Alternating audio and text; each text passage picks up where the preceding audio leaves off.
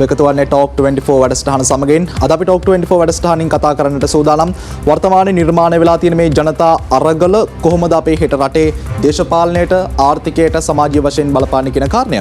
අපි මේ දවසේදී කතා කරා මේ ජනතා අරගල කොහොමද අපේ රටට සමාජීය ආකාරයෙන් බලපෑම් මෙල්ල කරන්නේ කියන කාරණය. අද දවසේදී සූදානම් මේ ජනතා අරගල කොහොමද අපේ රටේ හෙට දවසට සහ හෙට දවසේ විශේෂයෙන්ම දේශපාලනයට බලපෑම් කරන්නේ කියන කාරණය කතා කරන්නට. ඒ සඳහා අපි අපේ මැදිරියට කැඳවාගෙන ආවා නීතිඥ සුපුන් ජයවීර මහතා. අයබෝන් ඔබතුමන්ට. අයබෝන් රවිදු. බොහොම ස්තුතියි මේ වැඩසටහනට ආරාධනා කිරීම සම්බන්ධයෙන්. ඒ වගේම මේ දවස්වල සිදුවෙන කාලින සිදුවීම් ජනතාව අතරට යන්නේ නැති ගතියක් අපිට පේන්න තියෙනවා. ඉතින් ඔබේ මාධ්‍ය මේ සඳහා දායකත්වය සැපීම බොහොම අගය කොට සලකනවා. කියන්නේ මාධ්‍ය සකසන්නට තමයි අද අපි ඔබතුමාට මෙතනට ආරාධනා කරේ. මම කැමති අපේ සාකච්ඡාව මේ ආකාරයට පටන් ගන්නට. දැන් ජනතා අරගල නිර්මාණය වෙලා තියෙනවා. මේකට හේතු සාධක මොකක් වුණත් නීතිඥතුමනි අවසානයේ ඇඟිල්ල දික්ුණේ රටේ ආණ්ඩුවට. ඇත්තටම ආණ්ඩුවේ ක්‍රියාකලාපයන් මේ විදිහට අරගලයක් නිර්මාණය කරන්නට හේතු වුණාද? ඔව් රවිදු. දැන් අපි දන්නවා මේ පහුගිය ජනාධිපතිවරණයේදී මේ අලුත් ජනාධිපතිතුමාව පත් කරගන්න 69 ලක්ෂයක ජනවරමක් ජනතාව ලබා දුන්නා. ඒකට මේ ජනවරම ලබා දුන්නේ සුවහසක් බලාපොරොත්තු සහිතව ඉතාමත් යාවත්කාලීන දැනුමක් සහිත අපි දන්න Oracle system ගැන කතා කරා. එතකොට තොරතුරු තාක්ෂණය ගැන කතා කරා. විද්‍යාත්මක පත් කිරීම ගැන කතා කරා. මේ සියලු සුවහසක් බලාපොරොත්තු සහිතව අපි විධායක ජනාධිපතිතුමෙක්ව මේ රටේ ජනතාව පත් කරගත්තා. එතකොට ඊළඟට තිබ්බ පාර්ලිමේන්තු මැතිවරණයෙන් 3/2 බහුතර බලයක් ලබා දීලා ජනාධිපතිවරණයේදී ලබා දුන්න බලය තවත් ප්‍රතිෂ්ඨාපනය කරලා දුන්නා. ඒ කියන්නේ සියලු වැඩ කටයුතු සර්ව ප්‍රකාරයෙන් කිසිම ගැටලුවක් රහිතව කරගෙන යන්න අවශ්‍ය සියලුම බලය එතුමන්ට සහ ආණ්ඩුවට ලබා දුන්නා. එතකොට මේ ලබා දුන්න බලය විනිවිදභාවයකින් ක්‍රියාත්මක වීමක් සමග ජනතාවට වග කියන ආණ්ඩුවක් ලෙස හැසිරෙන ගමන්. එතකොට ජනතාවගේ මුදල් ප්‍රමුඛතාවයක් සහිතව සංවර්ධන කටයුතු වලට යොදවන ගමන් විද්‍යාත්මක ක්‍රමයකට අනුව ලංකාවේ පාලන තන්ත්‍රයට අවශ්‍ය සියලු දේ සපයන ගමන් කරගෙන යන්නේ නැතුව මේ ආණ්ඩුව මොකක්ද කරේ? මේ ජනාධිපති සහ ආණ්ඩුව මොකක්ද කරේ? අපි මුලින් ඉඳන් පොඩ්ඩක් සංක්ෂිප්තව ගත්තොත් අපි දන්නවා මේ ආණ්ඩුව පත් වුණ දවසේ ඉඳන් මේ රටේ මිත්‍යා දෘෂ්ටිකත්වය පැතිරෙව්වා. ඔබතුමායි කතා කරන්නේ 2019 කාල සීමාව. ඔව් අලුත් ජනාධිපතිවරයා පත් වුණාට පස්සේ අලුත් ආණ්ඩුවත් සමග වුණ දේවල්. අපි දන්නවා කොරෝනා වසංගතයේදී අපි දන්නවා 9 channel එකකින් ගෙනල්ලා ඉවර වෙලා කොහෙද කෑගල්ලේ පැත්තේ පැණියක් ප්‍රමෝට් කරා. එතකොට මේ රාජ්‍ය අනුග්‍රහය සහිතව මිත්‍යාව මේ රටේ පැතිරෙව්වා. ඊළඟට සාමාන්‍යයෙන් ඕනම විෂයක ඒ විෂයේ උගතුන් බුද්ධිමතුන් ඒ විෂය ගැන ගුණාත්මක හැදෑරීමක් තියෙන මිනිස්සු වසර 4ක විශේෂවේදී උපාධියක් කරලා පශ්චාත් උපාධියක් කරලා ආචාර්ය උපාධිය දක්වා ගිහිල්ලා එතනින් එන උගතුන් නැතුව ඒ විෂයට අනුබද්ධ උගතුන් නැතුව වෙනත් තැන් වලින් තෝරාගත්ත කණ්ඩායම් එක්ක එකතු වෙලා ඔබ දන්නවා මේ රටේ ජනතාවට සැනසුම් සුසුම් හෙලන්න තිබ්බ එකම එක දෙයක් තමයි ලංකාවේ තිබ්බ ආහාර සුරක්ෂිතභාවය. ඒතකොට කාබනික ගොවිතැන කියලා එකක් අරගෙන ඇවිල්ලා මේ රටේ ආහාර සුරක්ෂිතතාව නැති කරා. ඊළඟට ප්‍රමුඛතාවක් ඇතුව මේ රටේ සංවර්ධන ව්‍යාපෘති ක්‍රියාත්මක කරන්න ඕන අවශ්‍යතාවය තියෙද්දි මොනවද කරේ? මේ රටේ මිනිස්සු කන්න බොන්න නැතුව ඉඳද්දි ව්‍යායාම මන්තිරු. එතකොට අනවශ්‍ය මාර්ග ව්‍යාපෘති අපි දන්නවා මේ කැබිනට්ටුව විසිරෙව්වා හිටපු එක්කෙනාම ආයිත් දාලා තියෙනවා. අපි එතනට එමු. මම මේ උදාහරණෙදි ගත්තා. ඉතින් මේ වගේ අවිද්‍යාත්මක වැඩපිළිවෙල ප්‍රමුඛතාවක් නොමැතිව සිදු කරන වැඩපිළිවෙල එක්ක ඇවිල්ලා අවසානයේදී රටේ තියෙන සංචිත ප්‍රමාණයත් බිඳුවට බස්සගත්තා. ණය ප්‍රතිව්‍යුහගත කරන එකට යන්නේ නැතුව. එතකොට කුමක්ද උනේ? මේ රට දැවැන්ත ආර්ථික අර්බුදයකට වැටුණා. ආර්ථික අර්බුදයක වැටුණා මේක එච්චර ජනතාවට දැනුන්නේ නැහැ. ඒකට මේ ඩොලර් එක පා කරලා හැරියා ඒකත් නිසි පිළිවෙලක් නැතුව ඒත් සමගම රුපියල් මේක හොඳට අහගන්න රුපියල් 30000 පඩියක් ලබාගත්ත මිනිස්සෙක්ට ඊළඟ දවසේ නැගිටිද්දි රුපියල් 60000ක් වියදම් කරන්න වෙන තත්ත්වයට රටේ උද්දමනය වැඩි වෙන තැනකට ගෙනල්ලා තිබ්බා. එතකොට මේ අරගලය මේ ජනතාව පාරට බහින්න සිද්ධ වුණේ ජනතාවට මේක වැදුනේ බඩට. ඒතකොට නීතිඥතුමනි අපිට අමතක කරන්න බැරි කාරණේ අපේ රටට කොරෝනා වසංගතයක් ආවා. ඒ වසංගතයත් එක්ක අපේ ආර්ථිකය යම්තාක් දුරට කඩාවැටීමකට ලක් වුණා. ඒ නිසා මේ විදිහට ආර්ථික අර්බුදයක් ආවා කියලා අපිට තර්ක කරන්නට බැරි දෙක පැත්තකින්. ඒක මේ දැවැන්ත ආර්ථික අර්බුදේ සාධාරණීකරණය කරන්න මේ රජය සහ මේ රජයට පාක්ෂික කට්ටිය ගෙනෙන තවත් මතයක්. එතකොට ඒක අපි සංසන්ධනය කරන්න ඕන ගෝලීය තත්ත්වයක් යටතේද මේ දකුණු ආසියාවේ සහ සම්පූර්ණ ආසියාකරයේම අනිත් රටවල් මේ ආර්ථික අර්බුදයට මුහුණ දෙන ගමන් මේ වසංගතයට මුහුණ දෙන ගමන් තමන්ගේ සංචිත වැඩි තැනකට ගෙනියද්දී ලංකාව විතරක් දැන් අපි දන්නවා මේ ස්වාධීන ආයතන මේ ගැන කරපු පර්යේෂණ වලින් ගෙනලත් ඉදිරිපත් කරපු දත්තවල තිබ්බ ලංකාව විතරක් ඍණ තත්ත්වයට යනවා සංවර්ධන වේගය. එහෙම වෙන්නේ ඇයි? එහෙම වෙන්නේ වසංගතයක් හින්දාම නෙවෙයි. වසංගතය ඇතුලේ නිසි කළමනාකාරීත්වයක් නැති හින්දා. එතකොට වසංගතයක් තිබ්බා. එහෙම නැත්නම් යුක්‍රේනයට ගැහුවා. ඒ වගේ කීලිවල අපි පලා යන්න නම් ආණ්ඩුව අවශ්‍ය නැහැනේ. ආණ්ඩුව තියෙන්නේ මේ රට ස්ටැබිලයිස් කරන්න. ඒ කියන්නේ මේ රට යම් කිසි ආකාරයකින් යම් කිසි ආකාරයකින් ස්ථාවර කරලා එතනින් ඉදිරියට ගෙන යන්න. ආර්ථික අර්බුද එනවා, අහේනී එනවා, ඔය වගේ විවිධ බාධක එනවා. නමුත් ආණ්ඩුවක් ඕනේ නැහනේ ඕවට මුහුණ දෙන්න නිසි පිළිවෙද ක්‍රමවේදයක් නැත්තම්. ඔව්. ඉතින් එතන තමයි ගැටලුව තියෙන්නේ. ඒතකොට ඒත් එක්කම මට ඊළඟට එන ප්‍රශ්නේ තමයි නීතිඥතුමනි. ඔබතුමා සම්පූර්ණයෙන්ම ඇඟිල්ල දික් කරන්නේ 2019 මේ වත්මන් ආණ්ඩුව බලයට පත් වෙනවා. 2019 බලයට පත් වුණාට පස්සේ 2020 21 අපි දැන් ජීවත් වෙන්නේ 2022. එතකොට මේ සම්පූර්ණ අගාධයට ආර්ථික මේ කඩාවැටීමට හේතුව මේ අවුරුදු දෙකමාර ඇතුළත මේ ආණ්ඩුව විතරක් අනුගමනය කරපු ක්‍රියාමාර්ගද? නෑ.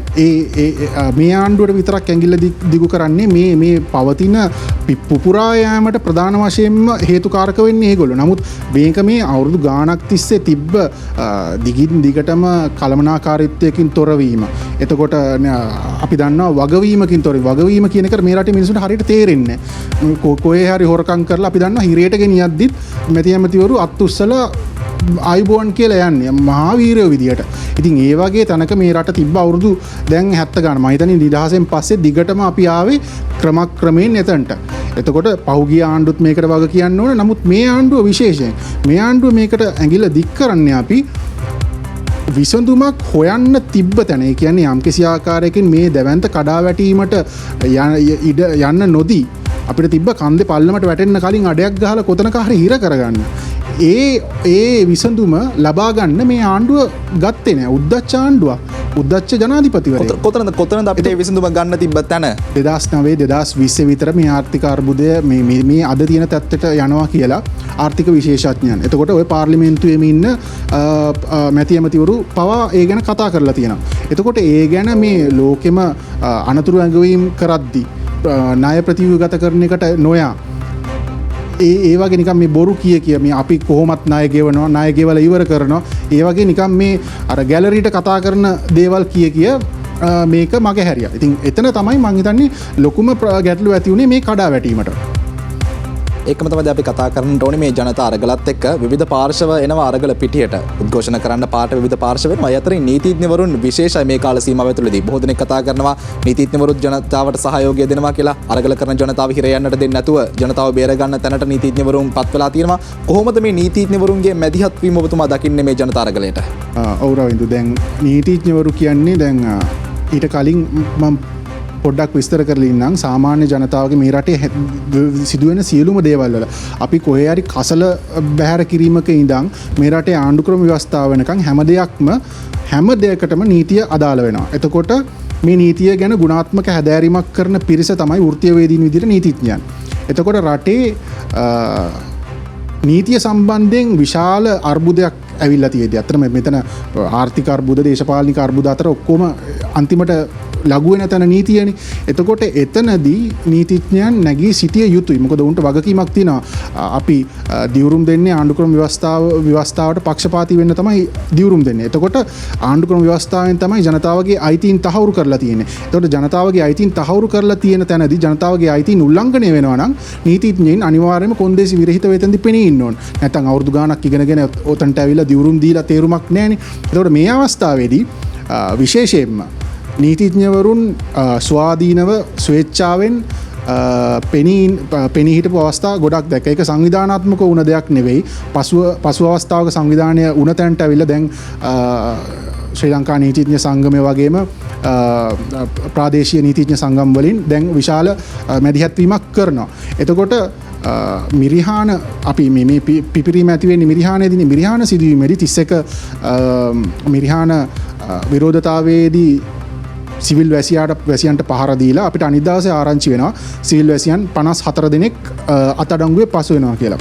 එතකොට උදෙන්ම අපි මිරිහාන පොලිසියට ගියාම අපිට පේන්න දකින්න තිබෙන දේ තමයි මේ මිරිහාන අත්අඩංගුවට ගත්ත පිරිසව ඒ වෙලාවේ මිරිහාන පොලිසියේ ඉඳන් අධිකරණ වෛද්‍යවරයා වෙත ගෙනියන්න බස් එකට ගෙනියන ගම. ඒතකොට පේන්න අපිට දකින්න තියෙන දේ තමයි මේ මිනිසුන්ට ගහලා කනින් කටින් ලේන්න ගහලා තියෙනවා.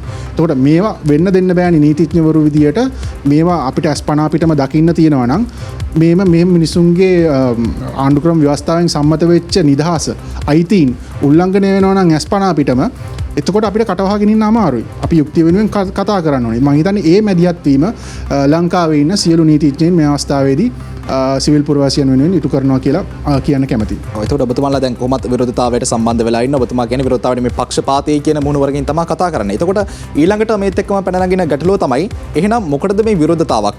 ආර්ථිකයේ බිඳ වැටලා තියෙනවා කියලා කිව්ව ඔබතුමා. ඒ වගේම දේශපාලනික අස්ථාවරභාවයක් තියෙනවා මේ රටේ. ආර්ථිකය ගොඩනගන්නද? එහෙමත් නැත්නම් දේශපාලනික ස්ථාවරභාවයක් අපේ රටට හදන්නද මේ අරගලය ගෙනියන්නේ ජනතාව? ඔය දෙකම අවශ්‍යයි. ආර්ථික ස්ථාවරභාවයත් අවශ්‍යයි, දේශපාලනික ස්ථාවරභාවයත් අවශ්‍යයි. දේශපාලනික ස්ථාවරභාවය නැත්තම් ආර්ථිකය කඩාගෙන වැටෙනවා, ආර්ථික ස්ථාවරභාවය නැත්තම් දේශපාලනය කඩාගෙන වැටෙනවා. රටම අස්ථාවර වෙන එක තමයි වෙන්නේ. එතකොට මේ අරගලය යන්නේ දැන් මෙච්චර කාලයකට කිසිදු වගවීමකින් තොරව, කිසිදු නිසි සැලැස්මකින් තොරව කැමති විදියට කරගෙන ආපු දේවල් දැන් ජනතාවට බඩේ පාර වැදිලා තියෙන්නේ. බඩට වැදිලා තියෙන්නේ. රිදෙන්නම වැදිලා තියෙන්නේ. එතකොට ජනතාව එලි බැහැලා දැන් Tamanට තියෙන දුක්ඛ දෝමනස්යන් කියද්දී ඊට කලින් දින කීපයකට කලින් ජනාධිපතිවරයා කිව්වා මම මේ අර්බුදයට මම විසින් නිර්මාණය කරපු අර්බුදයක් නෙවෙයි කියලා. නමුත් අර්බුදය ගැන ජනතාවට තේරලා තියෙන හැඟීම් දැනීම් කියන්නාම තමන්ගේ නායකයට මේක ඩුබායි වලවත් ඇමරිකාවවත් නායකයෙක් නෙවෙයි කියන තමන්ගේ නායකයට කියන්න ගියේ. එතකොට ගහලිවලා පන්නලා තියෙනවා. එතකොට මේ ඒ தත්ත්වයේ උඩ ජනතාව එලි බැහැලා තියෙන්නේ මේ ස්ථාවරත්වයක් ලබා ගන්න. ආර්ථික ස්ථාවරත්වය තමයි යෝන් කතා කරන්නේ. ආර්ථික ස්ථාවරත්වය තුලින් දේශපාලනික ස්ථාවරත්වය ලබා ගත යුතුයි. එතකොට ජනතාව මේ අවස්ථාවේදී මේ ද්විත්වයම ස්ථාවර විය යුතුයි කියලා කතා කරනවා. 225ටම එළියට යන්න කියනවා, ජනාධිපතිවරයාට ගෙදර යන්න කියනවා. මේ වගේ විවිධ සටන් පාට තුලින් එලි බහින්නේ අර මං කලින් කිව්ව 30000ක් හොයන මිනිස්සයාට 60000ක් ගෙවන්න උනා නම් ඒ මිනිස්සයාගේ දුක. එතකොට ආර්ථික අස්ථාවරභාවය තියෙනවා. මේ මිනිස්සු හොයන්නේ මේ ආර්ථික අහේනියට, මේ ආර්ථික අර්බුදයට නිසි පිළියම් සොයන්න පුළුවන් දේශපාලනික විසඳුමක් ඒගොල්ලෝ ඉල්ලනවා. ඒගොල්ලන්ගේ විවිධ සටන් පාට විවිධ තැන්වල විසිරලා තියෙන්න පුළුවන්. නමුත් අවසානයේදී ඒගොල්ලන්ගේ හිතේ ඒගොල්ලන්ට කියාගන්න අවශ්‍ය දේ තමයි මේ ආර්ථික අර්බුදයට විසඳුමක් ලබා දී හැකි කවුරු හෝ කෙනෙක් දේශපාලනික වශයෙන් නායකත්වයක් ලබා ගන්න කියන එක තමයි සාමාන්‍ය ජනතාව කියන්නේ. ඒතකොට කොහොමුණත් ජනතාව පාරට බහින්නේ මේ රටේ නිර්මාණය වෙච්ච ආර්ථික අහේනියට පිළිතුරක් හොයන්න. හැබැයි ඒකම තියෙන ගැටලුව තමයි දැන් මීට දින 4කට විතර කලින් මේ අරගලය ආරම්භ වෙනවා. ආරම්භ වෙලා අද 4 වෙනි 5 වෙනි දවස් වගේ යන්නේ. එතකොට ජනතාව ඒ අපේක්ෂා කරපු අරමුණේ දිශානතියටමද දැන් මේ අරගලය යමින් පවතින්නේ? ඔව් ඒක හොඳ ප්‍රශ්නයක් රවින්දු. දැන් මම දැක්කා දැන් ගිය දවස් දින කීපයේදී සමහරක් තැන්වල සමාජ මාධ්‍ය ජාලාවල එහෙම ඇවිල්ලා තිබ්බා මේක සමහරක් කට්ටිය ආතල් එකක් කරගෙන සින්දු කියනවා. එහෙම කියලත් විවිධ චෝදනා තිබ්බා. මං හිතන්නේ අරගලයක් කියන එකකට නිසි හැඩයක් පාටක් පක්ෂයක් නැහැ. අරගලයක් අර වතුර භාජනයකට වතුර දැම්ම නම් ඒ වතුර භාජනයේ හැඩය වතුර ගන්නේ යම්සේද අරගලයක් ඒක ගලා යෑමේදී ඒකෙම අනන්‍ය වූ හැඩයක් ගන්නවා. එතකොට මේ අරගලයට මිනිස්සු සම්බන්ධ වෙනවා. දැන් මේ ඇවිල්ලා සීසන් පිකටර්ස්ලා නෙවෙයිනේ මේ ඇවිල්ලා මේ අවුරුදු ගාණක් විරෝධතාවල හිටපු මිනිස්සුවත් ශිෂ්‍ය ව්‍යාපාරවල හිටපු අයවත් නෙවෙයි බහුතරය. ඒගොල්ලොත් ඉන්නවා බහුතරය ඇවිල්ලා සාමාන්‍ය ජනතාව එදිනෙදා හොයාගෙන කාලා බීලා වැඩක් බලාගෙන හිටපු මිනිස්සු තමයි මේ එලි බැහැලා තියෙන්නේ. එතකොට ඒගොල්ලන්ට කියා ගන්න ඕන ඒගොල්ලන්ගේ හැඟීම් දැනීම් විවිධ ආකාරවලින් එළියට එනවා. ඒගොල්ලෝ විවිධ විසඳුම් ගේනවා. තමන්ගේ බුද්ධි මට්ටම අනුව තමන්ට තේරෙන විදිය අනුව ඒගොල්ලෝ විවිධ දේවල් කියන්න පුළුවන්. නමුත් අපි තේරුම් ගන්න ඕන ඒක මේ අරගලේ අරමුණේ විසිර යෑමක් නෙමෙයි. මේකට දවසකින් දෙකකින් හොයන්න බෑ. මේ විරෝධතා සිදුවේගෙන යන්නත් ඕන. නමුත් මේ එලි බැසීම ඒ කියන්නේ ඒගොල්ලෝ කියන දේ මොනවද කියන එක නෙවෙයි. ඒගොල්ලෝ එලි බැසීමම ඇවිල්ලා අරගලයකට මාවතක් සකස් වීම.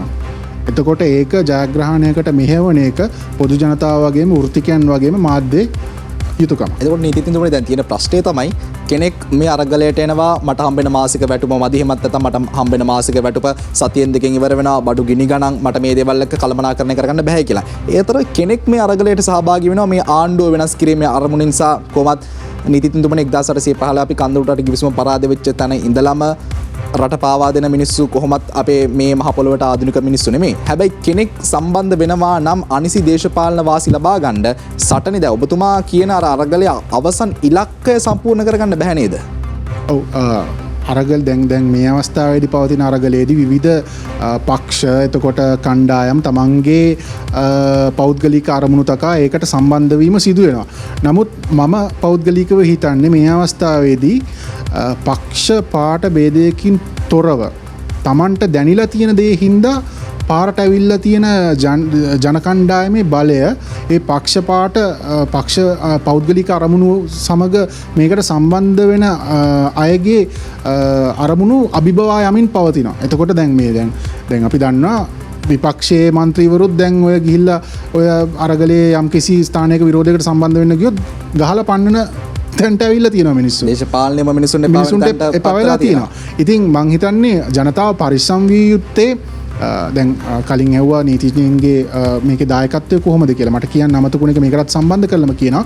ජනතාව මේ අරගලයේදී පරිස්සම් විය යුත්තේ කොයිම විටකවත් ප්‍රචණ්ඩකාරී තත්ත්වයන්ට ඇතුල් නොවී තමත් සාමකාමීව මේ අරගලය කරගෙන යන එක. එතකොට විවිධ අරමුණු තියෙන අය විවිධ වේශයෙන් ඇවිල්ලා ජනතාව විවිධාකාරයෙන් උසිගැන්වීමේ ක්‍රියාමාර්ගයන්ට යන්න පුළුවන්. එතකොට නීතිඥයන් විදියට ශ්‍රී ලංකා නීතිඥ සංගමයත් ඊයේ නිවේදනයක් නිකුත් කරලා තිබ්බා. සාමකාමී අරගලවලට සහභාගී වෙලා තමන්ගේ අයිතිවාසිකම් උල්ලංඝනය වීමක් සිදු වුණොත් පමණයි ශ්‍රී ලංකා නීතිඥ සංගමයත් නීතිඥවරුත් පෙනී සිටින එක. එතකොට විවිධ කණ්ඩායම් වලට නීතිඥවරුත් පෙනී සිටින්නේ සාමකාමී අරගලවලට සම්බන්ධ වෙලා යම්කිසි ආකාරයකින් ඔබේ අයිතීන් උල්ලංඝනය වුණොත්. අර වගේ උසිගැන්වීම් වෙන්න පුළුවන්, ඒ වගේ විවිධ කණ්ඩායම් වෙන්න පුළුවන්. ජනතාව අවදියෙන් සිටින්න ඕන. ජනතාව අවදියෙන් ඉඳලා මේ වෙන්නේ මොකක්ද, කවුද මේ මොනවද කියන්නේ කියලා ඉවරලා පොඩ්ඩක් අවට වටපිටාවේ සැලකිලිමත් වෙන්න ඕන. හොඳ තැනකට අපේ සාකච්ඡාව අරගෙන එනවා. දැන් ශ්‍රී ලංකාවේ උත්තරීතර ආණ්ඩුක්‍රම ව්‍යවස්ථාවේ 14 එක වගන්තියට අනුව භාෂණ සහ ප්‍රකාශන නිදහස තියෙනවා. ඒ නිදහස් ටික ඔක්කොම ආය 15 වෙනි වගන්තිය සීමා කිරීමකට ලක් කරලා තියෙනවා. එතකොට කවුරු හරි කෙනෙක් ගිහිල්ලා අමාත්‍යවරයෙක්ගේ ගෙදරකට ගලක් ගැහුවොත්, ගේ ඉස්සරහා ගිනි තිබ්බොත් මේ වගේ පුද්ගලයන්ටත් නීතිය සහයෝගය දක්වනවද ඔබතුමන්ලා? නෑ, අනිවාර්යෙන්ම නෑ. බොහොම පැහැදිලිව කියන්න ඕන. ප්‍රචණ්ඩකාරී ක්‍රියා කියන්නේ ගල් ගහන්න, එතකොට ගිනි තියන්න. ඒ දේවල් මේ අරගලයේ කොටස් නොවන විදිහට ඔබතුමා දකින්නේ. අනිවාර්යෙන්ම මං හිතන්නේ මම විතරක් නෙවෙයි ලංකාවේ ඉන්න හැම නීතිඥයන් මේ වෙලාවේ මේකට ක්‍රියාකාරීව සහයෝගය ලබා දෙන සියලුම නීතිඥයන් මං හිතන්නේ ඒ මතයේ ඉන්නේ. කිසිම ප්‍රචණ්ඩකාරී ක්‍රියාවකට සම්බන්ධ වෙලා සිරගත වෙන පුද්ගලයන්ට නීතිඥ සහාය ලබා දෙන්නේ නෑ. සාමකාමී වර්ගලයට සහභාගී වෙලා ඔබේ අයිතීන් උල්ලංඝනය කරොත් පාරේ ඉන්න ගමන් ඔය දැන් මිරිහාන සිදුවීමේදී වගේ ගිහිල්ලා පොලිසිය දාලා ඔබේ අයිතීන් උල්ලංඝනය වුණොත් අනිවාර්යයෙන්ම නීතිඥ සහාය ලැබෙනවා. ඒ වගේම අද දිනේදී තීරණය කරලා තිබ්බා නීතිඥ කණ්ඩායම් විසින් විශේෂයෙන් අපි රටට ආදරේ නීතිඥයෝ කියන නීතිඥ කණ්ඩායම් විසින් ඊයේ දවසේදී ඇති වුණ පොලිසිය පාර්ලිමේන්තු ඉදිරියේ සිදුවෙන සිදුවීමේදී පොලිස් නිලධාරීන්ට යම් කිසි ආකාරයකින් විනය ක්‍රියාමාර්ග ගන්නවා කියලා ආරංචියක් ආවා. එහෙම වුණොත් ඒ පොලිස් නිලධාරීන්ට ස්වේච්ඡා නීතිඥ සහාය ලබා දීමට මේ වෙලාවේදී කතා කරගෙන යනවා. ඒ සහාය දැක්වීම සිදු කරලා තියෙනවා. ඉතින් ඒ වගේ සාමකාමීව තමන්ගේ රාජකාරිය කරගෙන ඉන්න මිනිස්සුන්ට මේ අරගලයට සම්බන්ධ වෙන අනිවාර්යයෙන්ම නීතිඥ සහාය ලැබෙනවා. ප්‍රචණ්ඩකාරී දේවල් වලට ගියොත් ඔවුන්ට සහාය ලැබෙන්නේ නැහැ. ඒකට සාමකාමීව අරගල කරොත් අනිවාර්යයෙන්ම ඔබතුමන්ලගේ සුරක්ෂිතතාවය ඔවුන්ට ලැබෙනවා. අනිවාර්යයෙන්ම ලැබෙනවා. ප්‍රශ්නය මේ මිනිස්සුන් අරගල කරලා විරෝධතාවයෙන් නියැලලා අන්තිමට කොතනින්ද මේක කෙලවර වෙන්නට ඕනි? මොකක්ද මේකට විසඳුම ඔබ දකින විදිහට ප්‍රායෝගිකව? දැන් මේ අරගලයේදී ගෙනල්ලා තියෙන සටන් පාට දැක්කම විවිධ සටන් පාට අතර අපිට දකින්න හම්බෙන දෙයක් තමයි 225ම ගෙදර යන්න ඕන. මේගොල්ලන්ව පන්නන්න ඕන. ජනාධිපති ගෙදර යන්න ඕන වගේ විවිධ සටන් පාට මේකේ ඇවිල්ලා තියෙනවා. ඒගොල්ලෝ ඒ අවසන් විසඳුම ලෙස දකින්නේව තමයි ඒ ගෙනල්ලා තියෙන්නේ. තර්කයක් නෑ 225ම ගෙදර යන්න ඕන. මොකද මේ තියෙන අර්බුදය නිර්මාණය කළේ ඔවුන් විසින්. ඔවුන් තමයි මේ පිපිරීමට සාධක වෙන සියලුම දේවල් කරේ ඔය 225 උන් ගෙදර යන්න ඕන. 225 මයින් වෙන්නට ඕන. 225 මයින් වෙනවා අනිවාර්යයෙන්. මොකද පාර්ලිමේන්තුවේ යම්කිසි නියෝජිතයෙක් ඉන්නා නම් කුමන හෝ ආකාරයකින් මේ අර්බුදය නවත්තන්න ඔවුන් නිසියවරින් ක්‍රියාමාර්ගම්. දැන් විපක්ෂයේ කණ්ඩායම ඉඳලා ඉවර වෙලා විපක්ෂයේ කණ්ඩායම වලට මේක නවත්තන්න බැරි වුණා කියන්නේ උන්ට ජනතාවට මේ වෙන දේ හරියට ජනගත කිරීමට නොහැකි වුණා කියන එක. එතනින් මට තර්ක කරන්න බැරිද පාර්ලිමේන්තුව ඇතුළේ හඬක් නැගුවා නමුත් අපේ හඬට කන් දුන්නේ නැහැ. දැන් මේ වගේ දේවලුත් වාර්තා වුණානේ පහුගිය කාලේ සමහර දේශපාලඥයෝ කියනවා මම කිව්වා අපි ගිහිල්ලා ජනාධිපතිතුමා එක්ක සාකච්ඡා කරා අපි ගිහිල්ලා අගමැතිවරයා එක්ක සාකච්ඡා කරා අපි මෙතන සාකච්ඡා කරා අපි අතන සාකච්ඡා කරා හැබැයි අපිට කන් දුන්නේ නැහැ මෙහිමත් කියනවනේ. එතකොට එතනින් කොහොමද අපි තර්ක ගන්නේ? එහෙම කරොත් 225 වයින් කරන එක අසාධාරණයිනේ. ඔව් දැන් ඔය 225 මනේ ඊට කලින් ආණ්ඩුවෙත් හිටි. ඒතර අතිබහුතරය බොහොම කීප දෙනෙක් කැරෙන්න කලින් හිටියෙත් ඒගොල්ලෝ. එතකොට ඊට කලින් තිබ්බ ආණ්ඩුවේ වැරදි අල්ලනවා කියලා ඉවරලා ඇවිල්ලා එතකොට මේගොල්ලෝ කරේ මොකද්ද? ඩීල් දාලා අන්තිමට කිසිම චෝදනා නැගුණ කිසිවෙක්ට අන්තිමට නීතිය ක්‍රියාත්මක වීමක් සිදුුනේ නැහැ. අපි දැක්ක නඩු සමහරක් ඒවා විසික් වෙලා තියෙනවා. සමහරක් නීතියෙන් චෝදනා ලැබපු අය නිදහස් වෙලා යනවා. එතකොට මේ වගේ දේවල් කරලා ඉවර වෙලා ආයි ගිහිල්ලා සාකච්ඡා කරලා උනේ නැහැ කියලා කියද්දි සාමාන්‍ය ජනතාව විදියට මේ රටේ සාමාන්‍ය වෘත්තිකයන් විදියට අපි කොහොමද ඒගොල්ලෝ කියන දේවල් පිළිගන්නේ? ඒගොල්ලන් ඒ කිසි ඔය ඉන්න 225න් කිසිම කෙනෙක් ගැන අපිට විශ්වාසයක් නැහැ. හැබැයි ගැටලුව තියෙන්නේ දැන් මේක යන දිශානතිය ගැන බැලුවම දැන් මේ අර්බුදය නිර්මාණය කරලා තියෙන්නේ ඔය ඉන්න 225න්. මේ අර්බුදයට එතකොට අපි දැන් තියෙන මූලිකම අර්බුදය ඇවිල්ලා ආර්ථික අර්බුදයනේ. ඊට පස්සේ තමයි දූෂණය නම් ඔක්කොම ඕකට සම්බන්ධ වෙන දේවල් තමයි තියෙන්නේ. එතකොට මේ ආර්ථික අර්බුදයට කඩිනම් විසඳුම් සොයන්න නම් මූල්‍ය පරිපාලනය ආදී දේවල් තියෙන්නේ ව්‍යවස්ථාදායකයේ අතේ. එතකොට විසඳුම පැමිණිය යුත්තේ ව්‍යවස්ථාදායකයේ තුලින්මයි. මොකද අරගල කරන ජනතාවට ගිහිලා IMF එකත් එක්ක කතා කරන්නවත් එතකොට තවත් තීන්දුව తీරන ගන්නවත් හැකියාවක් නැහැනේ. ඒකට විශේෂඥ කණ්ඩායමක් සිටිය යුතුයි. ජනතා නියෝජිතව සිටිය යුතුයි. ඒක තමයි රට පාලනය කරන තැන. අපි කොච්චර බැන්නත් ගල් ගැව්වත් පාරවල් වහගෙන හිටියත් ওই දිවන්නා මැද්ද තියෙන තැනින් තමයි මේ රට පාලනය කරන්නේ. ඒක හරියට තේරුම් නොගන්න හින්දා තමයි ජනතාව විසින් අනිසි පුද්ගලයන්ව එතනට යවන්න ඕනේ නැති පුද්ගලයන්ව යවලා තියෙන්නේ. පුංචි බාධා කිරීමක් කරන අපි තවදුරටත් කතා කරන්න ඕනේ රටේ ඉදිරි අනාගතයක. ඊට පෙර ආතුව අපි සූදානම් කෙටි විරාමයක් ලබා ගන්නට. විරාමයෙන් අනතුරු අපි නැවතත් සම්බන්ධ වෙමු ටොක් 24 සමගින්.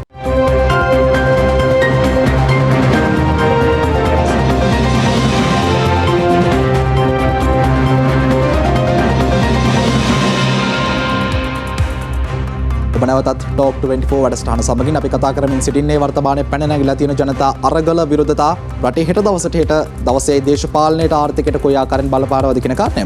අපි කතා කරමින් හිටියේ නීතිඥතුමනි 225 මයින් කරන්නට ඕනි කියන තැන ඔබතුමා හිටියා. නවත්තපු තැනින් පටන් ගත්තොත් 225ම අයින් කරන්න ඕන කිව්වට දැන් මේ පවතින අර්බුදයට විසඳුම් සොයන්න නම් මේ 225 ඇතුළෙන්ම තමයි මේ අවස්ථාවේදී විසඳුම් සොයන්න ඕන.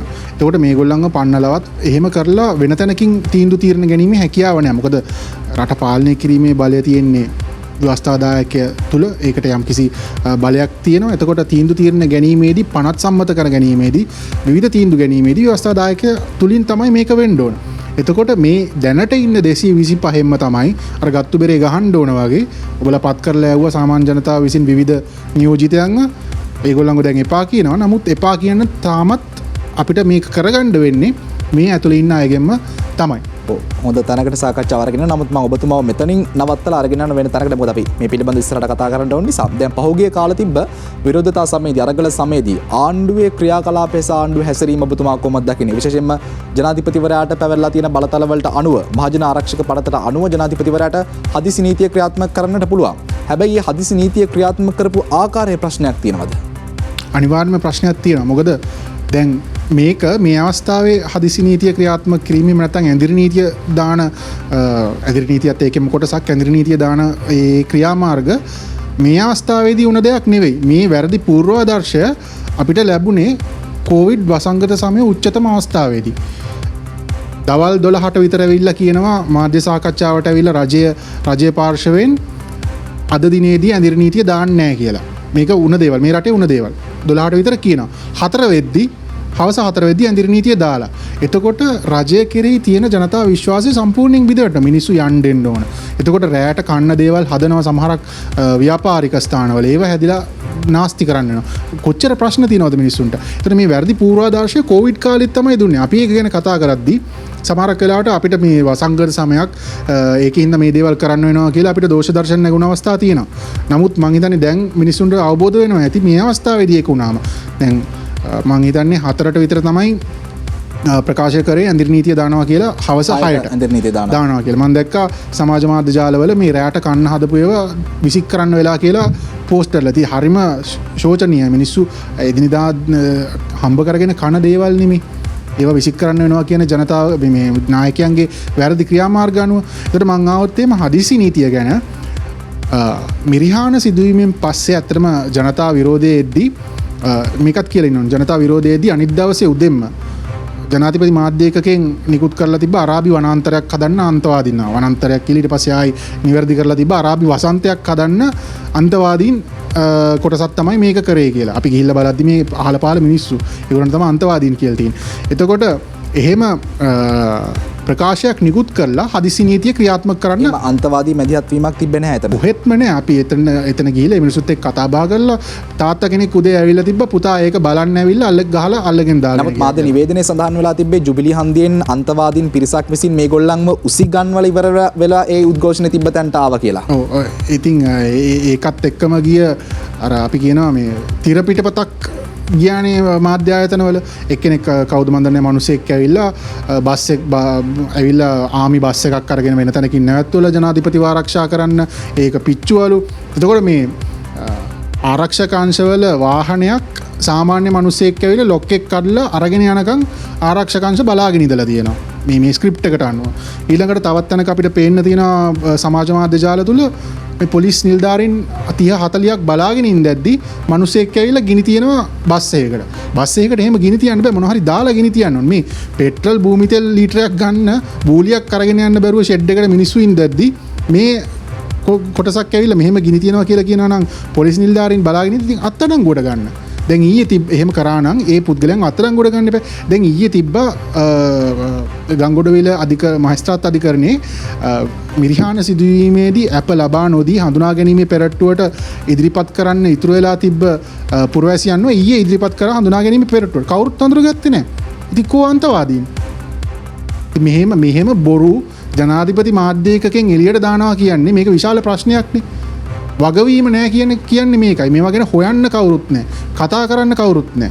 මේ වගේ මේ බොහොම වගකීම් විරහිත ක්‍රියාවන් ජනතාවට එළියට දාද්දී මේ ජනාධිපති මාධ්‍යකක ඒකකින් මේ වගේ දේවල් කරද්දී ඉතින් බොරුව තමයි හැමදාම බොරුව කර උමන පාලකයාවත් මේව පූර්වාදර්ශ නීති ඊළඟට එන මිනිස්සයාටත් යම් කිසි නිසි ක්‍රමවේදයකින් තොරව තවත් දැන් මේ ඔලු ගෙඩි අයින් කරලා තව එක්කෙනෙක්ව දැම්මත් ඒ මිනිස්සු උදාහරණ ගන්නේ මේගොල්ලොත් කරානේ.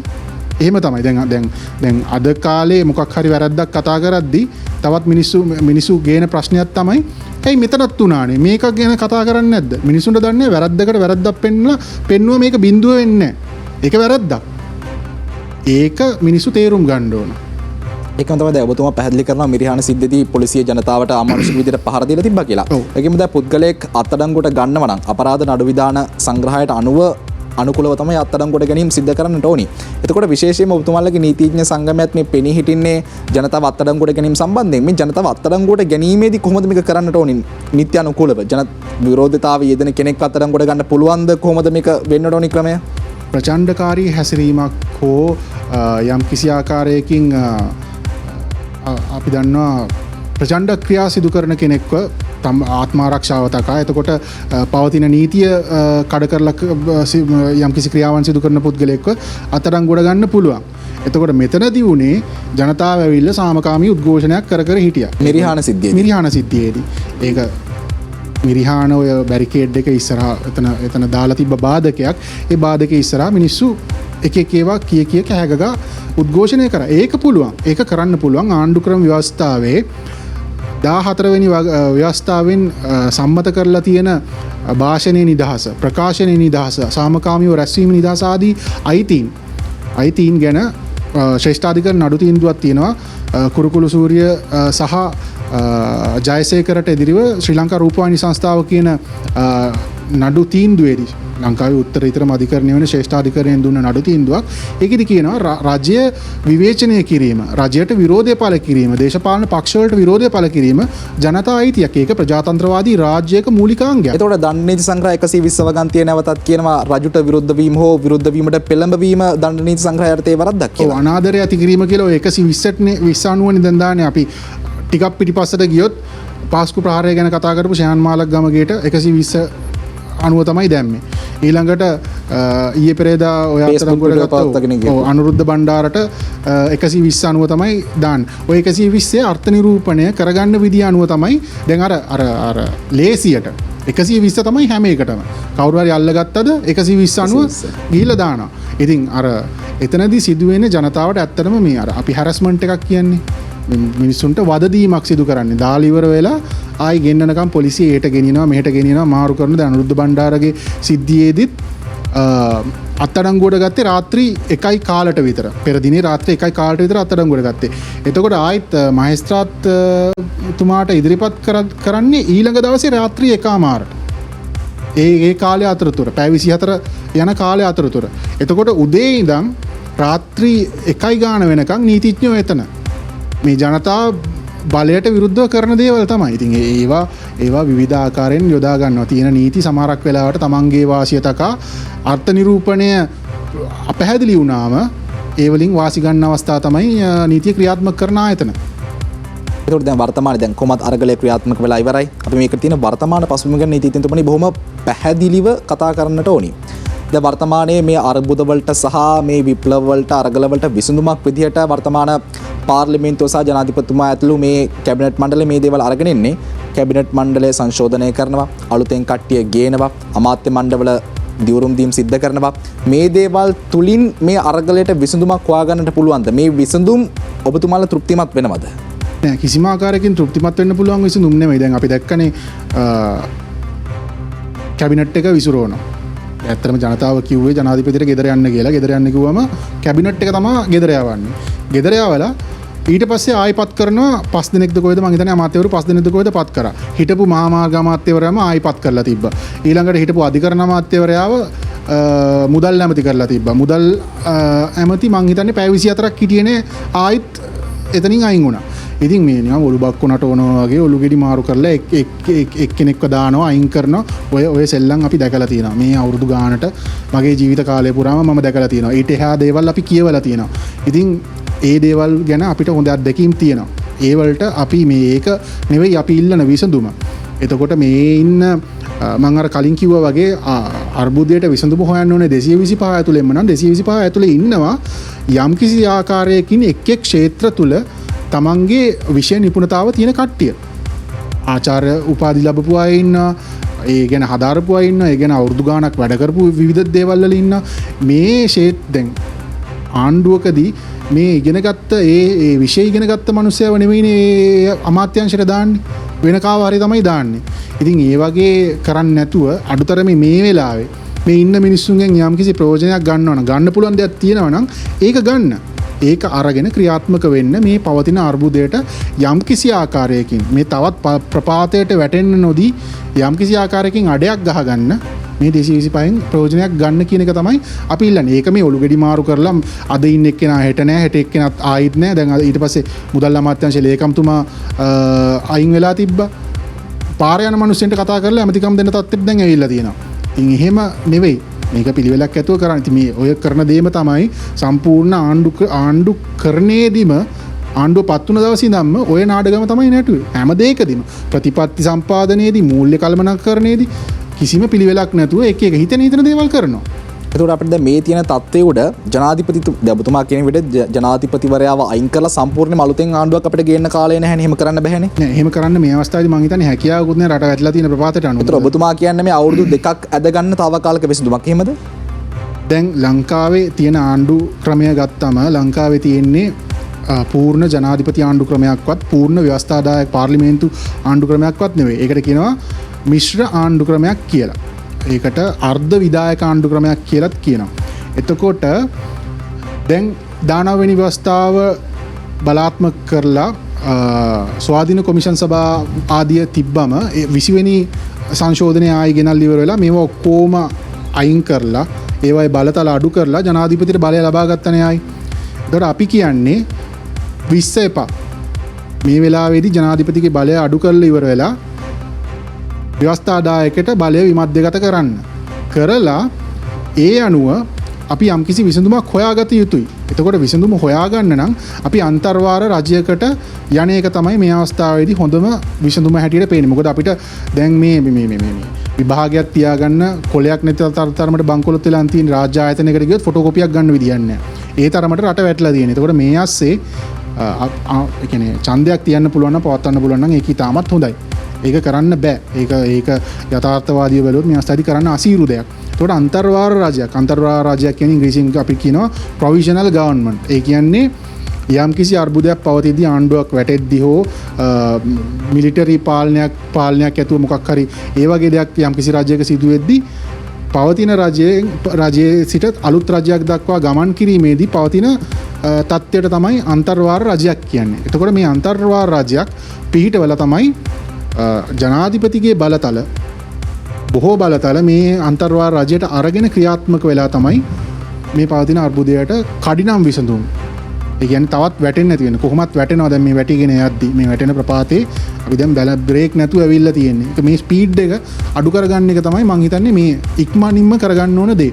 ඒතකොට ඒක කරලා තමයි පියවරෙන් පියවර අපි බලන්න ඕනේ ඉදිරි වසර මාස 2-3 වෙන්න පුළුවන් 6 වෙන්න පුළුවන් වසරක් වෙන්න පුළුවන් ඒ කාලය ඇතුළත රට ස්ථාවර කරගන්නේ කොහොමද කියලා එතනින් පස්සේ තමයි අපි බලන්න ඕනේ. ඒ කඩිනම් විසඳුම අපි කතා කරන්න ඕනි. ඊට කලින් අපි සූදානම් ටොක් 24 තුලින් තවත් කෙටි විරාමයක් ලබා ගන්නට.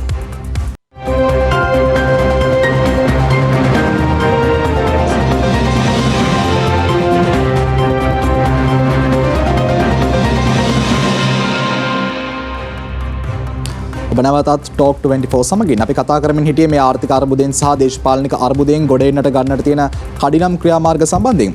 දැන් නීතිඥතුමනි අපේ රටට වර්තමානයේ ස්ථිර මුදල් අමාත්‍යවරයෙක් නැහැ. එතකොට අපි මුහුණ දීලා තියෙන ආර්ථික අර්බුදයකට අපි IMF එකට යනවද?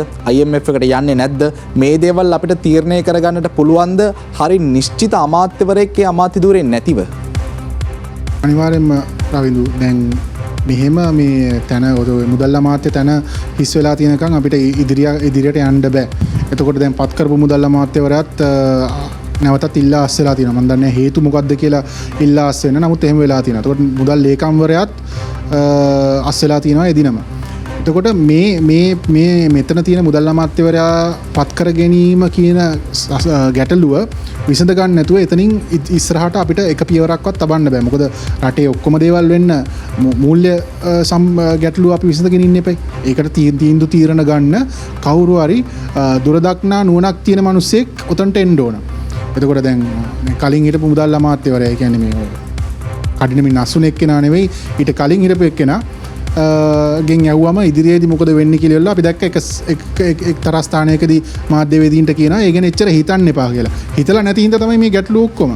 එතකොට හිතන මිනිස්සෙක් ප්‍රශ්නයක් ඇහුවම ඒකට මොකක් හරි නිසි පිළිතුරක් ක්‍රමවේදයක් පෙන්වන්න පුළුවන් මිනිස්සෙක් ආර්ථිකය ගැන යම්කිසි දැනුවත්භාවයක් ඒ ගැන හදාarලා තියෙන මිනිස්සෙක්ව උතන්ට පත් කරගත්තා නම් මං හිතන්නේ එතනින් තමයි මං හිතන්නේ මේ අර්බුදයට විසඳුම් සෙවීම ආරම්භ කළ යුත්තේ. මොකද මේ ප්‍රශ්නයම එක්තරා වකවානුවකදී ඉන්දියාවෙත් සිදු වෙනවා. එතකොට එතනට පත් කරගන්න මුදල් අමාත්‍යවරයා බවට පත් වෙන්නේ පසුව අගමැති වෙන මන්මෝහන් සිං මහත්මයා. එතකොට එතුමා බොහොම දුරදක්නා නුවණින් ස්ථානෝචිත ප්‍රඥාවක් ඇතුව කටයුතු කරලා ඉන්දියාව ඒ ආගාදයෙන් බේර ගන්නවා. අද වෙද්දී ඉන්දියාව ආසියාවේ තියෙන විශාලතම සංචිත ප්‍රමාණයක් හිමි රටක් බවට පත් වෙලා තියෙනවා. ඉතින් මේකෙන් ගොඩ එන්න බැරි කමක් නැහැ. ඒ ගොඩ එන්න බැරි කමක් නැති හින්දා තමයි තවමත් අපි විශ්වාසය තියාගෙන මේ රට ගැන කතා කරන්නේ. එතකොට කවුරු හරි මේ වගකීම අරගෙන උතන්ට ඇවිල්ලා නොසැලී ඒකට මුහුණ දෙනවා නම් මං හිතන්නේ ඒක තමයි අර්බුදයට විසඳුම් සෙවීමේ පළමු පියවර බවට පත් වෙන්නේ. ඒකට දැන් ඔබතුමා කියන විදිහට අදාළ පුද්ගලයාව අදාළ අමාත්‍යාංශයට දාලා අමාත්‍ය ධූරේ බාර දීලා මේ රට දුවන ට්‍රැක් එකට හදන්න අපේ අමාත්‍ය මණ්ඩලය ඇතුලේ පාර්ලිමේන්තුව ඇතුලේ මේ 225 ඇතුලේ අපිට එහෙම සම්පත්දායකයෝ ඉන්නවද? කරගන්න පුළුවන් වේද මේක? සම්පත්දායකින් මම නම් වශයෙන් කියන්නේ නැහැ. නමුත් ඔවුන්ගේ විෂය පරාසයන් බැලුවම ඒ සඳහා දායකත්වය සපයන්න පුළුවන්. අඩුතරමේ යම් කිසි කමිටුවක් පත් කරගෙන තීරණ ගන්න පුළුවන් තරම් සම්පත්දායක ප්‍රමාණයක් ඉන්නවා ඒකේ. නමුත් ඒක වෙන්නේ නැති එකනේ ප්‍රශ්නේ. දැන් අපි දන්නවා ලංකාවේ කොවිඩ් වසංගතයට මුහුණ දෙද්දී ඕන තරම් වෛද්‍යවරු වසංගත වේදය ගැන හදාරපු පශ්චාත් උපාධි තියෙන ආචාර්ය උපාධි තියෙන වෛද්‍යවරු පාර්ලිමේන්තුවේ හිටියා. නමුත් විහිළුවක් වුණේ මේ මිනිස්සු දන්නේවත් නැහැ මොකද්ද වෙන්නේ කියලා ඒ සම්බන්ධයෙන්. ඉතින් ඒ වගේ අනිත් විෂයන් පිළිබඳවත් ප්‍රාමාණික නෙවෙයි ගුණාත්මක හැදෑරීමක් තියෙන මිනිස්සු ඉන්නවා. ඒගොල්ලන්ගෙන් මේ අවස්ථාවේදී ප්‍රයෝජන ගන්න මං හිතන්නේ නායකයෝ කටයුතු කළ යුතුයි. ජනතාවත් මං හිතන්නේ මේ අරගලය ගෙනියන්න ඕනේ එතනට. ඔව් එතකොට දැන් මෙච්චර කාලයක් අදාළ පුද්ගලයාව අදාළ අමාත්‍යාංශයට යොමු කරේ නැහැ කියන චෝදනාව ඔබතුමා කරන්නේ. වැරද්ද තියෙන්නේ කොතනද? ව්‍යවස්ථාදායකද එහෙම නැත්නම් විධායකද? නීති සම්පාදනය කිරීමේදී නැත්නම් ඒ නීති ක්‍රියාත්මක කරන තැනද වැරද්ද තියෙන්නේ? ඕකේ විධායක ජනාධිපතිව පත් කරගෙන 3-2 බලයක් හම්බුණාට පස්සේ දෙකම පිට කසා ගන්න තත්ත්වයට නෙන්නේ. එක්කෙනෙක් කරන වැරදි අනිත් එක්කෙනා අනුබල දෙනවා. අනිත් එක්කෙනා කරන වැරදි වලට අනිත් තැනින් අනුබල දෙනවා. checks and balances කියලා කියනවා මේ ව්‍යවස්ථාදායක විධායක අධිකරණය අතර තියෙන බලතුලනයට. එතකොට මේ දෙක අතර මෙහෙම බලතුලනයක් නැති වෙද්දී අනිවාර්යයෙන්ම වරදට පොළඹවා ගැනීමක් සහ වරද සාධාරණීකරණය කිරීමක් තමයි කරන්නේ. එතකොට පත් කරගන්න ආයතනවල ඉඳන් පත් කරගන්න මිනිස්සුන්ගේ ඉඳන් අනිවාර්යයෙන්ම වැරදි තීරණ වලට තමයි යන්නේ. එතකොට දැන් කොහොමත් දැන් ජනතා අරගලයක් නිර්මාණය වෙලා තියෙන මේ අරගලයෙන් පස්සේ නිර්මාණය වෙන ජනතාව කොහොමත් අරගලයට කලින් හිටපු ජනතාවම නම් ඒ අරගලෙන් ප්‍රයෝජනයක් වෙන්නේ නැහැ. ඔබතුමා කියන විදිහට අපි අවුරුදු 2ක් මේක කොහොම හරි අද ගන්නවා. අදාළ පුද්ගලයව දාලා අමාත්‍යාංශයට දාලා අපි අවුරුදු 2ක් මේක කොහොම හරි අදගත්තා කියලා කියමුකෝ. ඊට පස්සේ මේ රටේ සිද්ධ වෙන්නට ඕනි පෙරලිය කොයි වගේද? ඒ කියන්නේ ජනතාවට තමන්ගේ ප්‍රශ්න ටික නැතුව දැන් අපි පාරට ආවේ ගෑස් පෝලින් ටික දැකලා තෙල් පෝලින් ටික දැකලා පාරට ආවේ පර්ස් එක හිස් වෙද්දී අපි පාරට ආවේ මේ ප්‍රශ්න ටික නැතුව සාමාන්‍යයෙන් හොඳ ආර්ථිකයක් එක්ක මිනිස්සුන්ට ජීවත් වෙන්න කොයි වගේ වපසරියක්ද නිර්මාණය වෙන්න ඕනි මේ අරගලය තුලින්? ඉතාමත් හොඳ ප්‍රශ්නයක් රවිදු. දැන් මිනිස්සු ඇත්තටම මේ අවස්ථාවේදී පාරට බැස්සේ තමන්ගේ බඩට මේ අර්බුදය දැනුණ හින්දා. නමුත් බඩට මේ අර්බුදය දැනිලා බඩේ ගින්න නවත්ත ගන්න විසඳුම් හොයලා මේ රට වැටලා තියෙන තත්ත්වෙන් ගොඩ එන්න බෑ. අපි කතා කරනවානේ හැමතිස්සෙම අවභාවිතා වෙන වචනයක් තමයි සිස්ටම් චේන්ජ්. සිස්ටම් නෙවෙයි ඇත්තටම චේන්ජ් වෙන්න ඕන. මිනිසුන්ගේ ආකල්ප. මිනිස්සු තමයි තීරණය කරන්න ඕන. දැන් මේ අර්බුදෙට වැටලා ඉන්නේ අපි දැන් මේ ඡන්දේ දුන්න මිනිස්සුම ගිහිල්ලා කෑ ගන්නවා 225 එපා කියලා. ඒතකොට 225 ගෙනාවේ කවුද? මේ මහජනතාවම තමයි ගෙනාවේ. ඒතකොට මහජනතාව තේරුම් ගන්න ඕනේ Taman ඡන්දෙ දීලා පත් කරගත්ත මිනිස්සු Tamanව මෙච්චර දුකකට ආඝාතයකට ඇදලා දානවා නම් මේ ඉන්නේ සුදුස්සන් නෙවෙයි. සුදුසු මිනිස්සු පත් කරගන්න ජනතාව පොඩ්ඩක් තමන්ගේ බුද්ධිය මෙහෙවන්න ඕන.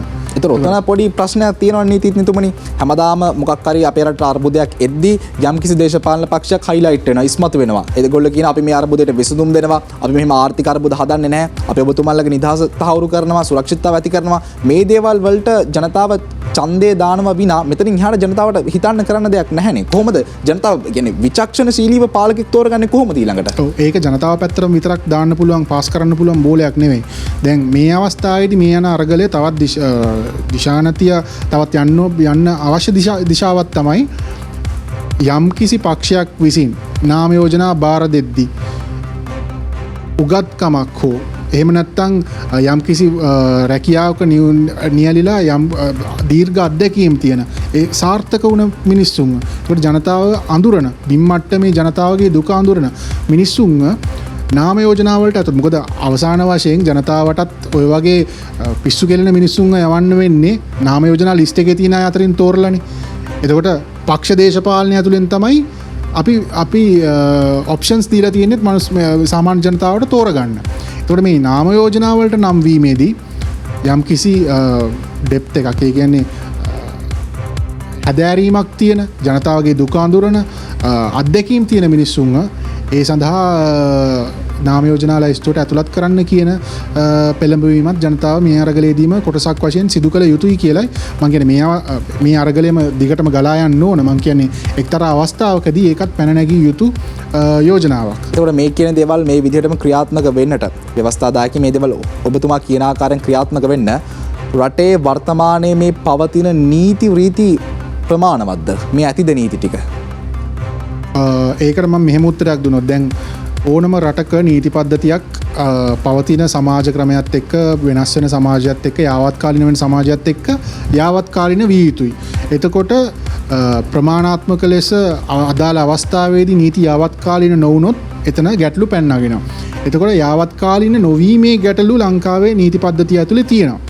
නමුත් මෙතනදි ප්‍රධාන ප්‍රශ්නය වෙන්නේ ලංකාවේ තියෙන ඒ කියන්නේ එදිනෙදා ජීවිතයේ ප්‍රශ්න වලට මුහුණ දෙන්න අවශ්‍ය නීති පද්ධතිය දැනට ප්‍රමාණවත්. අපි කියන්නේ ප්‍රමාණවත් නෑ කියලා. බොහොම ප්‍රමාණවත් ඒක. ගැටලුව තියෙන්නේ නීතිය නෙමෙයි ගැටලුව තියෙන්නේ. නීතිය ක්‍රියාත්මක වීමේදී දකින ගැටලු තමයි විශාල වශයෙන් තියෙන්නේ. එතකොට ඒවට විසඳුම හොයන්න. එතකොට ඔය දැන් අපි දැන් කලින් කතා කරා දානවන ව්‍යවස්ථාවේදී කමිටු වලට බලය ලබා දෙන්න ඕන කියලා. එතකොට පොලිස් කමිටුව. එතකොට ඔය වගේ කමිටු කීපයක් තිබ්බා. එතකොට ඒ වලින් තමයි මේ නීතිය ක්‍රියාත්මක වීමේදී ගලා යාමක් ඇති කරන්න අවශ්‍ය වෙන්නේ. ඉතින් ඒ දේවල් හරියට නොවුනොත් තමයි නීතිය පැත්තෙන් ඒක බොහොම දුර්වලයි කියලා පේන්න ගන්න. ඒකට ලංකාවේ ව්‍යවස්ථාවක් දැන් 19ක් 20ක් වතාවක් විතර සංශෝධනය වෙලා තියෙනවා. එතකොට ඔබතුමා කියන්නේ මේ සංශෝධනය වීම නෙමෙයි වෙන්න ඕනේ. විධායකයයි නීති ක්‍රියාත්මක කරන තැනයි සංශෝධනය වෙන්න ඕනේ. මෙහෙම ආකල්පයක් ඔබතුමා ඉදිරිපත් කරන්නේ. අනිවාර්යයෙන්ම ව්‍යවස්ථාවත් සංශෝධනය වෙන්න ඕනේ. ඒක දැන් වැඩේ තියෙන්නේ ජනතාව හොඳයි කියලා ඉවර වෙලා ව්‍යවස්ථාවක් සංශෝධනය කරගන්නවා. ඒක ඊළඟට පත්වන නියෝජිතයන් ආයි ඒක රිවර්ස් කරනවා. ඔය වැඩේ හරියන්නේ නැහැ. යම්කිසි ජාතික ප්‍රතිපත්තියක් තිබිය යුතුයි මේ දේවල් වලට මොන පක්ෂයෙන් ආවත් සහයෝගය ලැබිය යුතුයි කියලා ව්‍යවස්ථාවට යන්න ඕන දේවල් තියෙනවා. ඒක ඒ විදිහට තියෙන්න ඕන. සංශෝධනයක් ඒ සංශෝධන අවශ්‍ය නම් මේවට ගෙනාවට ගැටලුවක් නැහැ. ගැටලුව තියෙන්නේ නීතිය ක්‍රියාත්මක වීමේ ආයතන තුල යම් ගැටලු පවතිනවා. ඒකට ඒවට විසඳුම් ව්‍යවස්ථා දායකය තුලින්ම අපි හොයා ගන්න ඕන. ඔව්. එතකොට අපි මේ සාකච්ඡාව පුරාවටම පාර්ලිමේන්තුව වෙනස් වෙන්නට ඕන ආකාරය 225 වැරද්ද මේ දේවල් ගැන අපි කතා කරා. එතකොට නීතිඥතුමනි මෙතනින් එහාට ගිහිල්ලා රටේ රාජ්‍ය සේවක පද්ධතිය මේ දේවල් වෙනස් වෙන්නට ඕනි නේද? සාමාන්‍ය ජනතාවගේ ආකල්ප ටික වෙනස් වෙන්නට ඕනි නේද? සම්පූර්ණයෙන්ම මේ අරගලෙන් පස්සේ අලුත් සමාජයක් බිහි වෙන්නේ මේ දේවලුත් අරගලයට සාපේක්ෂව වෙනස් වෙන්නට ඕනි නේද කියන පාර්ලිමේන්තුවට සාපේක්ෂව සමගාමීව. අනිවාර්යයෙන්ම මේ හැම දෙයක්ම වෙනස් වෙන්න ඕන. වෙනස් මෙච්චර කල් වෙනස් නොවුන හින්දානේ මේ අර්බුදය අපි ඉන්නේ. අපි 48 නිදහසෙන් පස්සේ ආපස්සට ගමන් කරලා මිසක් ඉදිරියට ගමන් කිරීම වෙලා තියෙන පැති හරි අඩුයි. එතකොට ඒක වෙලා තියෙන්නේ ජනතාව ලෝකයේ ඉස්සරහට යනකොට ලෝකයේ ඉස්සරහට යන වේගයේම ජනතාවගේ ආකල්ප දියුණු නොවීම. දැන් අපි දැක්කා මිනි මැරුම් චෝදනාවකට ඇතුළට ගිහිල්ලා ඉඳලා ජනාධිපති සමාව හම්බෙලා එළියට යද්දී වීරෙක් වගේ පිළිගන්නවා ජනතාව. එතකොට මේක අධිකරණයක් විසින් සාක්ෂි විමසලා සියලු සාක්ෂිකරුවන් විමසලා ඒ සාක්ෂිවල තිබෙන තුලනය මත ලබා දුන්න තීන්දුවක්. ඒ තීන්දුවෙන් ඇතුළට ගිය බන්ධනාගාරගත වුණ කෙනෙක්. ඉතින් එහෙම කෙනෙක් ආයි එළියට එද්දී වීරෙක් වශයෙන් පිළිගන්නා නම් ජනතාවක් විදියට ගැටලුව තියෙන්නේ 225 විතරක් නෙවෙයි ජනතාවගේ. එතකොට ජනතාව තේරුම් ගන්න ඕන තමන් කරන්නේ වරදක් කියලා. ඒක තේරුම් නොගන්න තාක් මේකට විසඳුම් හොයන්න ඉතාමත් අපහසුයි. එතකොට මේ හැම ක්‍රමයක්ම වෙනස් වෙන්නට ඕනි කියලා ඔබතුමා කියන්නේ. දැන් ඊළඟට තියෙන ප්‍රශ්නය අපි හැමෝම කතා කරන මේක වෙනස් වෙන්න ඕනි, මේක අලුත් වෙන්න ඕනි, මේක මෙහෙම වෙන්න ඕනි කියලා මේක අලුත් ක්‍රමයක් හැදෙන්නට ඕනි කියලා අපි කතා කරනවා. තියෙන ප්‍රශ්නය තමයි නීතිඥතුමනි කොහොමද මේක කරන්නේ? අපි ඔබතුමාට මට කියන්න පුළුවන් අපි පළවෙනියම මේ දේ වෙනස් කරන්නට ඕනි. ඊට පස්සේ මෙහෙම වෙනස් වෙන්න ඕනි කියලා මේ ප්ලෑන් එකක් විදිහට අපි වෙනස කරන්න ඕනි විදිය කාට හරි කියන්න පුළුවන්ද? පළවෙනිම දේ තමයි මම පෞද්ගලිකව විශ්වාස කරන්නේ රටක ඔය කතා කරන සිස්ටම් චේන්ජ් එක වෙන්න නම් රටේ මිනිසුන්ට යම්කිසි උගත්කමක් තියෙන්න ඕනේ, යම්කිසි හැදෑරීමක් තියෙන්න ඕනේ. ඒක විවිධාකාරයෙන් වෙන්න පුළුවන්. එතකොට මේ අවශ්‍ය අධ්‍යාපනය ගම්නියම් ගම් පුරා පැතිරලා යන්නේ නැති තාක්කල් අපි එක තැනක හිර වෙනවා. ඒත් අධ්‍යාපනය තමයි පළවෙනිම අවිය. ඒක කෙටි කාලින එකක් නෙවෙයි, දීර්ඝ කාලිනව අපිට ලැබෙන ආයෝජනයක්. රටක මිනිස්සු දැනුවත් වෙනවා නම්, උගත් වෙනවා නම් ඒ මිනිස්සුන්ගෙන් යම්කිසි ගුණාත්මක සමාජයක් බිහි කිරීමේ හැකියාව නිරායාසයෙන්ම එනවා. ඉතින් ඒ අද වෙලා තියෙන්නේ මොකද්ද? අධ්‍යාපනෙත් දිනෙන් දින වලපල්ලට යන එකනේ වෙලා තියෙන්නේ. පේපර් එකක් ගහගන්න කොළ නැහැ, බංකොලොත් වෙලා. ඉතින් එහෙම නැතුව අධ්‍යාපනයට මූලිකත්වය දෙන්න ඕන. එතකොට ඊළඟට රාජ්‍ය සේවය ගැන කතා කරද්දී දැන් දේශපාලන අතපෙවීම මත විශාල රැකියා ප්‍රමාණයක් රාජ්‍ය සේවයට දරාගත නොහැකි ප්‍රමාණයක් රැකියා ලබා දීලා තියෙනවා. ඒ වගේ විවිධ ගැටලු තියෙනවා. එතකොට මේවා තමන් පත් කරගත්ත නියෝජිතයම පස්සේ ගිහිල්ලා ලබා ගන්න තැනට ජනතාවත් පත් වෙලා තියෙනවා. මේක අර දෙපැත්තට මාරු වෙවි කරන දෙයක්. ජනතාවත් ජනතා නියෝජිතේනොත් විෂම චක්‍රයක් තියෙන්නේ. මේක අපි කොතනින් හරි කඩන්න නැතුව මේක ඉස්සරහට යන්න අමාරුයි. ඉතින් මේ හැම ගැටලුවකටම විසඳුම තියෙන්නේ එක පැත්තකින් ජනතාව අතේ මූලික වශයෙන්ම ජනතාව අතේ ඒගොල්ල පත් කරන නියෝජිතයෝ යම් කිසි ගුණාත්මක ආකාරයකින් Tamanට කරන්න යුතුයකම් ඉෂ්ට කරොත් ඒ ටික ඉෂ්ට කරොත් ওই ප්‍රශ්න ඇති වෙන්නේ නැහැ. ඒගොල්ලන්ට ඒගොල්ලෝ කරන්න යවන දේ කරන්න ඕන. නැත්තම් මේ වෙන කවුරුත් කියන දේවල්වත් එතකොට පිටින් ආපු Tamanට සපෝට් කරන කට්ටිය ගේන ආකල්ප ජනගත කරන්නවත් ඔය කාබනික ගොවිතැන ඔය වගේ මේ නාඩගම් ගෙනල්ලා තියෙන්නේ එහෙමනේ. එහෙම වෙන්න දෙන්න හොඳ නැහැ. ජනතා නියෝජිතයෝ යන්නේ ජනතාව වෙනුවෙන්. ජනතාව රිප්‍රසන්ට් කරන්න. එතකොට ඒගොල්ලෝ ජනතාවගේ ආකල්ප වලට සවන් දෙන්න ඕන. එතකොට අද දවසේ මගේ අවසන් ප්‍රශ්නය නීතිඥතුමනි මේ දේවල් වෙනස් වෙලා අලුත් වෙලා අරගලයක් වෙනවා නම් වෙලා වෙනසක් වෙනවා නම් වෙලා ව්‍යවස්ථා හැදෙනවා නම් හැදිලා මේ දේවල් සාමාන්‍යීකරණය වෙලා සාමාන්‍ය මිනිස්සෙක්ට හිතේ සතුටින් ජීවත් වෙන්න තව අඩුම තරමේ කොච්චර කාලයක් ඇයිද ප්‍රශ්නේ ප්‍රායෝගිකව නොවෙන්නට පුළුවන්. නමුත් අඩුම තරමේ තව කොච්චර කාලෙකින් මිනිස්සුන්ට හොඳින් ජීවත් වෙන්න පුළුවන් වේද අපේ රටේ? මම ඒ ප්‍රශ්නයට මෙහෙම උත්තර දුන්නොත් දැන් මම අර කලින් කීප සැරයක්ම සඳහන් කරා වගේ අපි මේ ප්‍රපාතයකට වැටෙන ගමන් ඉන්නේ. ඒතර මේ ප්‍රපාතයට වැටෙන ශීඝ්‍රතාව නවත්ත ගන්න ඕන. නවත්තගෙන යම් කිසි ආකාරයකින් අපේ මූල්‍ය තත්ත්වය යම් කිසි ආකාරයකින් ස්ථාවර කරගන්න හම්බුනොත් තවත් පහළට වැටෙන එක නවතිනවා. එතන ඉඳන් ආයෝජන එතකොට සංචාරක කර්මාන්තය වගේ දේවල් මේ රට දියුණු කරන්න පුළුවන් ඕන තරම් දේවල් තියෙනවා. ඉතින් ඒ දේවල් ආයෝජන කරලා ඉවරලා සංචාරකයෝ ගෙන්නගෙන සංචාර ආයෝජනය කරන්නේ මිනිස්සුන්ට අවස්ථාව ඉඩකඩ දීලා කොමිස් ඉල්ලන්නේ නැතුව ඒ වගේ දේවල් කරලා කරන්න පුළුවන් නම් මං හිතන්නේ වසර 5-6ක් යද්දී යම්කිසි සාධනීය තැනකට එන්න පුළුවන් තත්ත්වයක් මේ රටේ තවමත් තියෙනවා. මේ රට මේම නැත්තටම නැති වෙලා ගිහිල්ලා නැහැ තවමත්. තාමත් අවස්ථාව තියෙනවා. ඒකට අද පියවර තිබ්බොත් තමයි එතනට යන්න පුළුවන්. නැත්තම් ඊටත් වඩා ප්‍රපාතයකට වැටිලා අපි බොහොම පසුගාමී සංස්කෘතියකට සමාජයකට නැවතත් බැහැර වෙන්න තමයි ඉඩ ප්‍රස්තාව වැඩි. අද ඉඳන් මහන්සි වුණොත් අවුරුදු 5-6කින්වත් මේ තත්ත්වයට දාගන්නට අපිට පුළුවන්. අනිවාර්යයෙන්ම. බොහොම ස්තුතියි ඔබතුමන්ට. බොහොම ස්තුතියි. ඉතින් අද දවසේදී අපි කතා කරේ ශ්‍රී ලංකාවේ වර්තමානයේ පැන නැගිලා තියෙන මේ අර්බුදය ගැටලුව අපේ රටේ ඉදිරි දේශපාලනයට සමාජයට කොයි ආකාරයෙන් බලපායිද කියන කාරණය. මේ සම්බන්ධයෙන් අපි කතා කරන්න අපේ මැදිරියට අද කැඳවාගෙන ආවේ නීතිඥ සුපුන් ජයවීර මහතා. ඉතින් තවත් ටොක් 24 වැඩසටහනකින් අපි ඉදිරියේදී හම්බෙමු. මේ වගේ කාලීන වැඩසටහනක් එක්ක අපි නැවත හම්බෙමු.